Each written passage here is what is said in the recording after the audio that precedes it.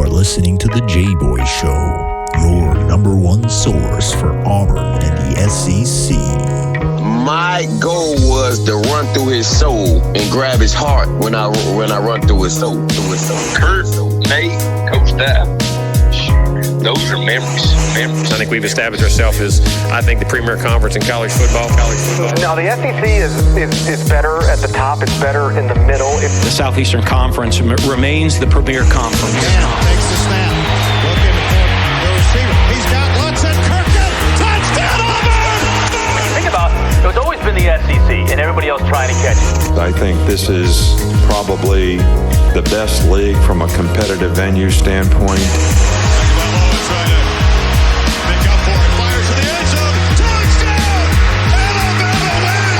They have the most capable teams. You just look at those programs, the way they recruit, how they invest. Snap to Burrow. 3 steps. Fires. Back corner of the end zone. Over the shoulder catch. Did he hold on? He did. Justin Jefferson. Touchdown, Tiger. And now, your host, Jboy. Hello, everybody, and thank you again for joining us on a Monday edition of the Jboy Show, your favorite new SEC and sports podcast. And I'm very excited to be joined by a guy that I grew up watching and emulating in the backyard a little bit. He's not that much older than me, but Mr. Marquis Daniels, former Auburn Tiger, former NBA. You remember the runs he went on the playoffs. Marquis, I really appreciate you joining us, man. Thanks for having me, man. It's a great day to be on the show. Definitely. And I want to jump right into it. And again, I remember, and I want to start at Auburn. You know, you're a guy that graduated in 3.5 years. You're a guy that came in and played and produced. I mean, your senior year, I was looking at the numbers. You averaged 8, 6, 3, and 2. You weren't afraid to do the dirty work. You weren't afraid to take the big shot, and you always played defense. You know, before we get into some of those moments, can you just kind of talk about your mentality as a player throughout your college career at Auburn? I always had confidence, and I just came in, you know, from the day I stepped on campus, it was like I'm here to get to a certain place and try to make my teammates better. Yeah, and you can tell, and my favorite thing about what you did was you had that mid-range jump shot. You know, you had it, and starting to kind of get out of the game a little bit. I remember you could pull it from 10, 12, 15. You could shoot the 3 if you had to. Is there one moment, and I really want to kind of focus on your senior year when y'all had that run in the Sweet 16. You guys took out St. Joe's and Delonte West and Jameer Nelson, and then Wake Forest and Josh Howard, and then you know, you guys ran up against Syracuse and lost by 1. I thought maybe y'all two were playing the best in that tournament. They went on to win it. What did you kind of think? What was your thoughts during that Syracuse game? Just not go home, just not lose. You know, just trying to do whatever we could to, you know, keep playing. You know, we just ran out a little time. You know, Carmelo got rolling a little bit in that second half, and you know they came out and, you know, they did what they had to do, but I think we had a great run. Mm-hmm. You know, with the team that we had, a lot of people didn't expect us to even be in the tournament.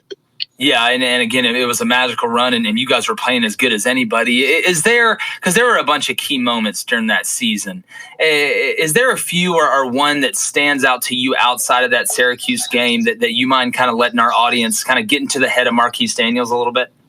As far as the team or just myself? Just yourself, just a moment you had or that you remember that sticks out to you.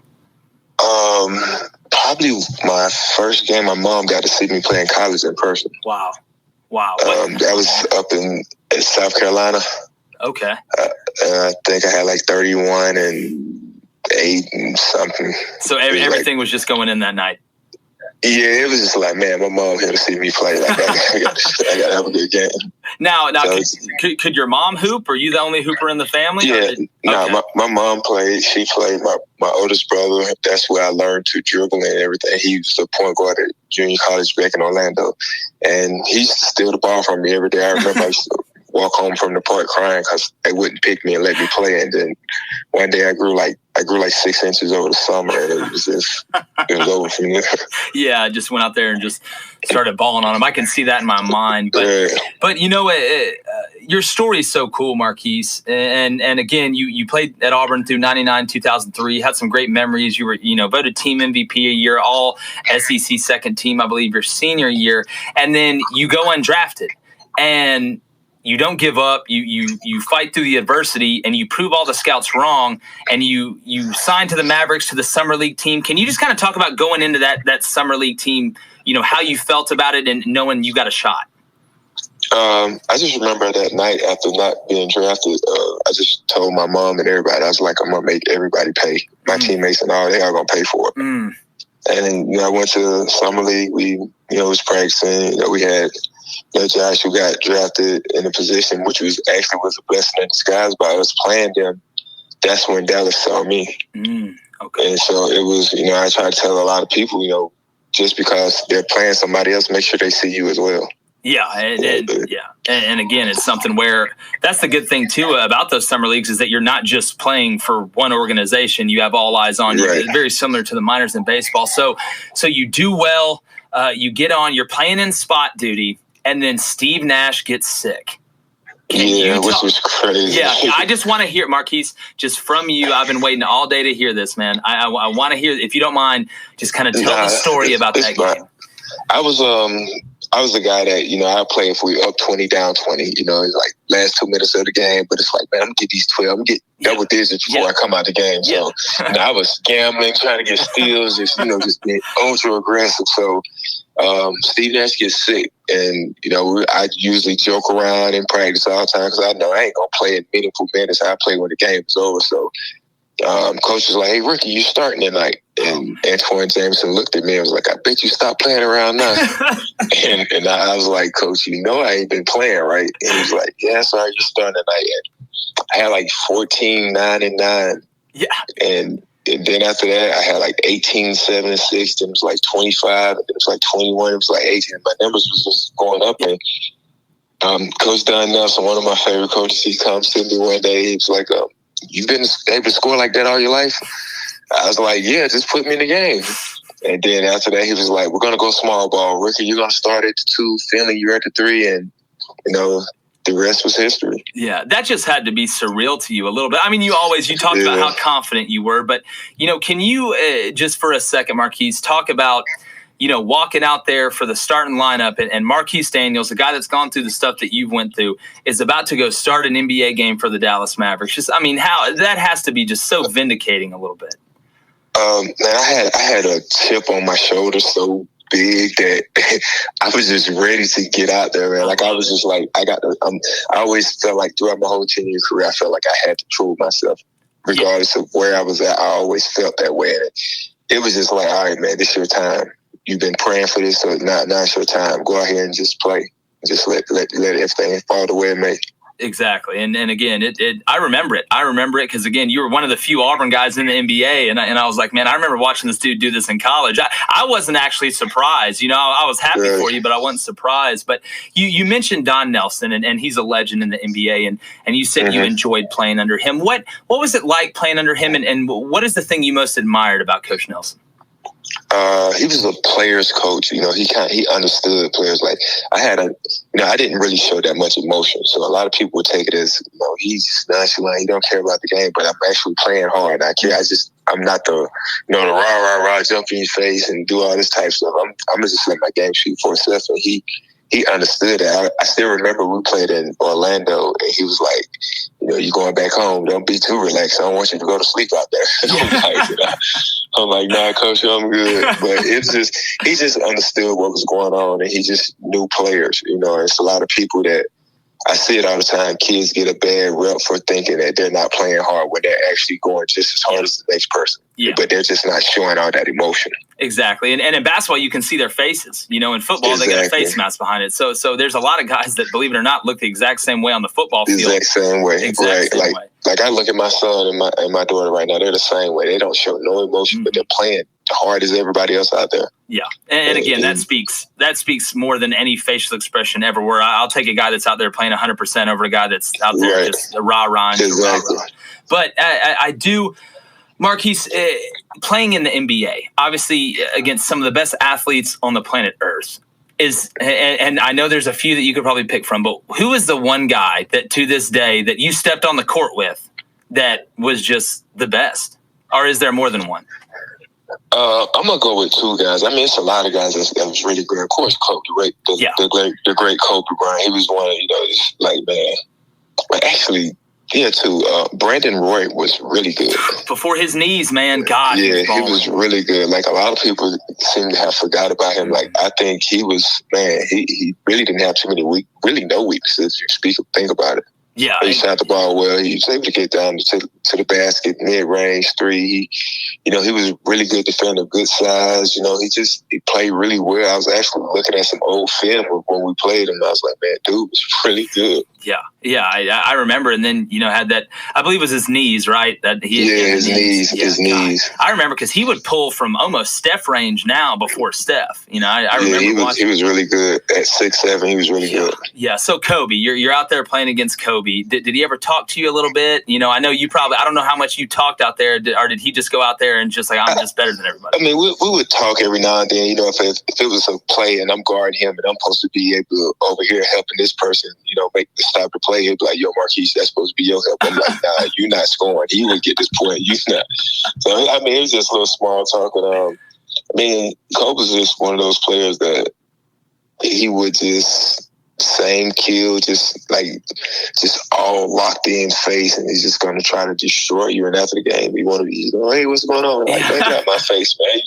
You just exactly. Come on, Mamba, don't do me like that. Right. He actually had 62 on us in 3 quarters when I was in Dallas. That was crazy. Did he just not? I mean, is it like the guy just doesn't miss, or does everybody know he's going to shoot it and it just doesn't matter? It's a little bit of both. Yeah. It's like, man, that was good defense, but, better offense. Yeah. And I do. My last kind of NBA question here for you, Marquis, because I see something, and obviously I've been to one NBA game in my life. I went to a Nuggets-Bucks game, and Andrew Bogut's the biggest person I've ever seen in person.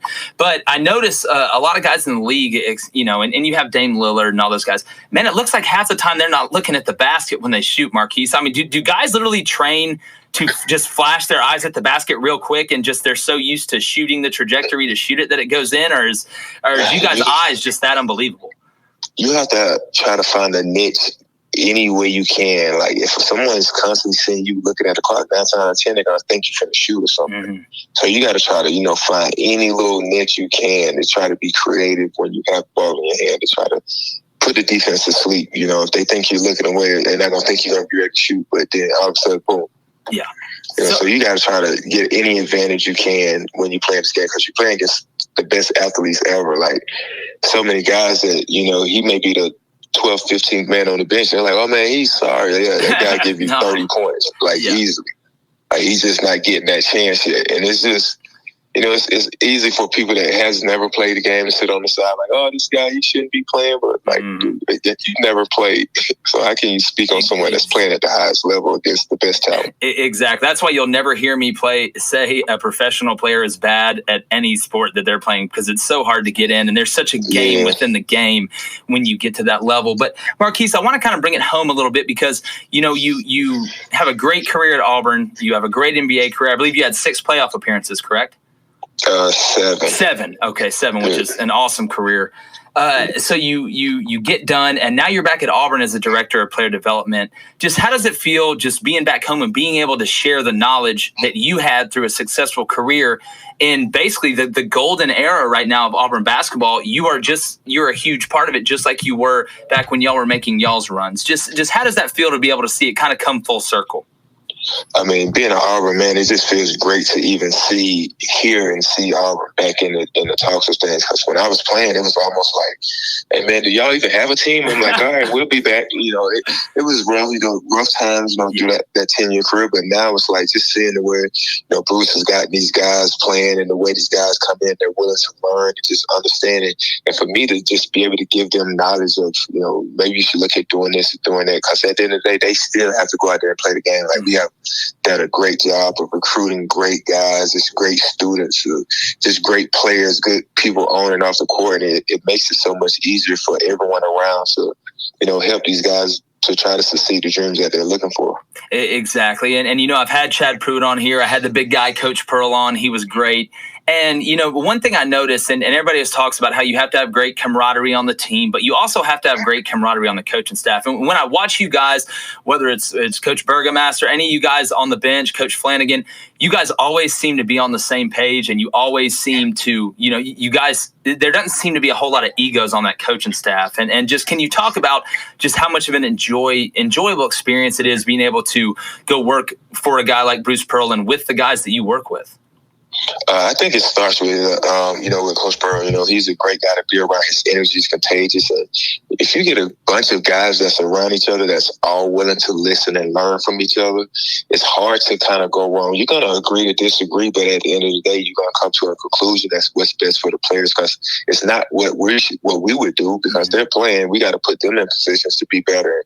And that's just something that we're constantly, pushing each other. We're challenging each other. Hey, man, what should this do? We'll play a little devil's advocate here and there just to see what's going on. But at the end of the day, we want to put these guys in position to be successful. And I think that's what is great about all of us. We all are willing to listen to each other as well as the players, because they're out there playing, but we have to be the eyes on the side and see things that they possibly don't see. Exactly. And I coached college football for 9 years, and I used to say all the time, it doesn't matter how much I know, it's how much I know I can get them to know. So, exactly. At the end of the day, because they've got to go play. I know, Marquis, you could probably pick it up and go out there and do it, but Marquis Daniels ain't going to shoot another basketball for Auburn University. But just no way. Yeah, just having you there and having that experience and those guys, seeing success. Can you talk about Marquis? The SEC you played in was really good, but you can really see that the conference has made it a point to try and get to the highest level in basketball. Can you talk about just the investments that you've seen from the conference and just how much different the league is now than when you were out there dropping 18, 6, 3, and 2?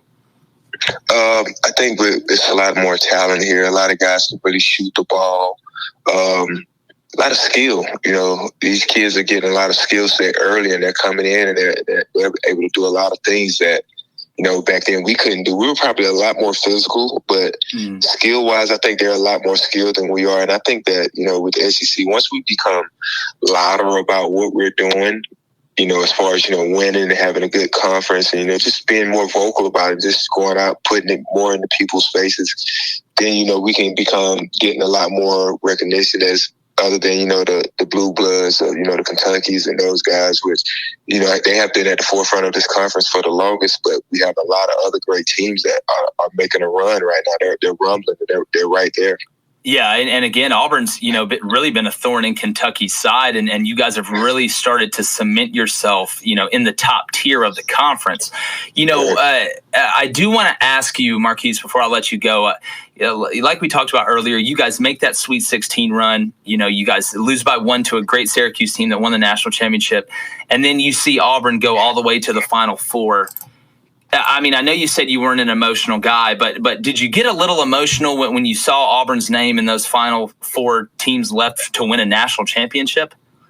I think my joy came from just seeing the players, just knowing how much work they put in to get where they're at. And, being in that situation before, whether it's the Sweet 16 or, the NBA Finals or whatever it is, just seeing guys put that work in and understanding how hard it is to get there. Like, that was more of a joy for me, because, like I said, it's not about me. It's more about, I'd rather see these guys happy and being able to fulfill their dreams, do something that they can tell their kids about. And, of course, anytime you see Auburn name in anything that's good, basketball, for whatever the sport may be, it's like a good feeling.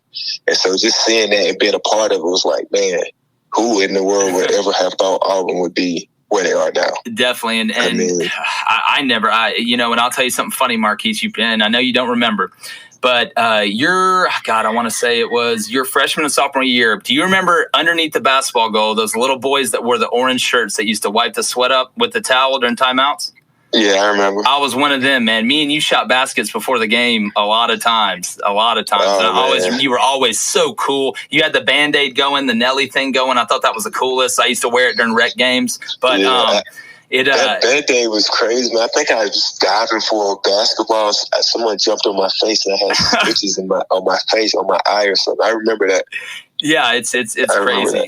I was the kid, and you probably don't remember. I was the kid because you used to play on Jefferson Pilot Sports. Obviously, I know you remember. Yep. And they had Dave Neal. There was like 13 Daves, and they used to do the pregame show on the court, kind of on the baseline near half court. And when y'all would go back in the locker room, we were 11, 12 years old. We used to go play pickup games in front of the Cliff Dwellers. Well, I went chasing after the ball like Marquis Daniels and ran straight into Dave Baker live during the pregame and knocked all their stuff over. So that's classic. Yeah, it's classic. That was my claim to fame on Jefferson Pilot Sports. But that's classic. It was, man. But it was a joy watching you, Marquis. You were always a great guy, especially to an 11-year-old boy, man, that you didn't know.